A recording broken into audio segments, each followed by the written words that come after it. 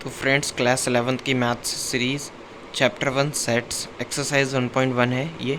और first question की बात कर रहे हैं हम कि the which of the following are sets, justify और आंसर। यहाँ पर कुछ पार्ट्स ले रखे हैं और उसमें बताना है कि कौन कौन से सेट्स हैं और उसको जस्टिफाई करना है।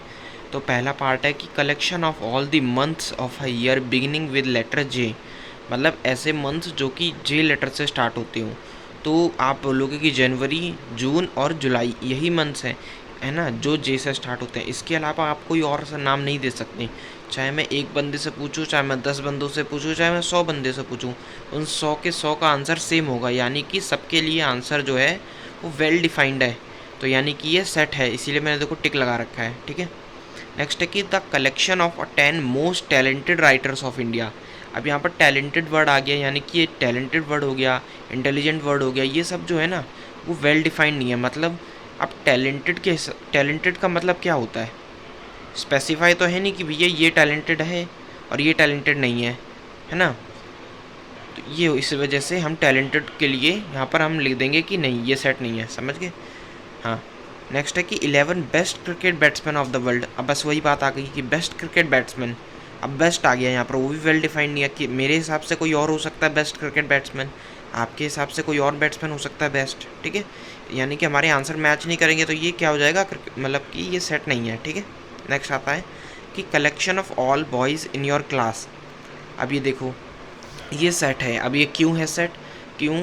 क्योंकि प्रिंसिपल आएगा, अगर वो देखेगा कि आपकी क्लास में कितने बॉयज़ हैं तो उसके हिसाब से बॉयज़ लो, या आप खुद गिनो आपके क्लास में कितने बॉयज़ हैं, या आके मैं गिनूँ कि आपकी क्लास में कितने बॉयज़ हैं। सबके हिसाब से आंसर बॉयज़ कम तो नहीं हो जाएंगे, ज़्यादा तो हो नहीं जाएंगे, उतने ही रहेंगे ना। इस वजह से ये भी एक सेट है। ठीक है।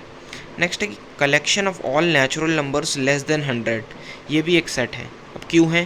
क्योंकि नेचुरल नंबर होते हैं वो जो 1 से स्टार्ट होते हैं। अब 1 से लेके 100 से लेस वाले हमें लेने हैं, यानी 1 से लेके 99 तक नेचुरल नंबर्स हैं। और ये सभी हम सबके हिसाब से लेस देन 100 से 1 से लेके 99 ही बोलेगा। कोई माइनस में तो चला नहीं जाएगा, कोई ज़ीरो तो लिए नहीं लेगा। नेचुरल नंबर तो 1 से स्टार्ट होते हैं और 99 तक हम ले जाएंगे, क्योंकि यहाँ पर लेस देन 100 की बात कर रखी है। यानी कि ये भी एक सेट है। ठीक है। नेक्स्ट है कि the collection of all even integers, मतलब इवन इंटीजर्स का कलेक्शन। अब ये भी एक सेट है। अब क्यों है? इवन इंटीजर्स कौन कौन से होते हैं? -2, -4, -6, 2, 4, 6, 8, 10, इस तरीके से चलते हैं। ये इनफाइनाइट सेट आ जाएगा। ठीक है। और ये भी एक तरीके का सेट है। ठीक है। नेक्स्ट आता है कि collection of all novels written by Premchand. ठीक है, राइटर है प्रेमचंद, मतलब उनकी जो नॉवेल्स हैं उसका कलेक्शन, क्या वो सेट है कि नहीं है? हाँ, ये सेट है। अब क्यों है? क्योंकि अगर आप उनकी जो नॉवेल्स हैं उन सभी की लिस्ट निकालोगे तो वो सबके हिसाब सबके लिए सेम आएगा। ये नहीं कि किसी ने मतलब कोई कोई एक्स्ट्रा तो बोल नहीं देगा।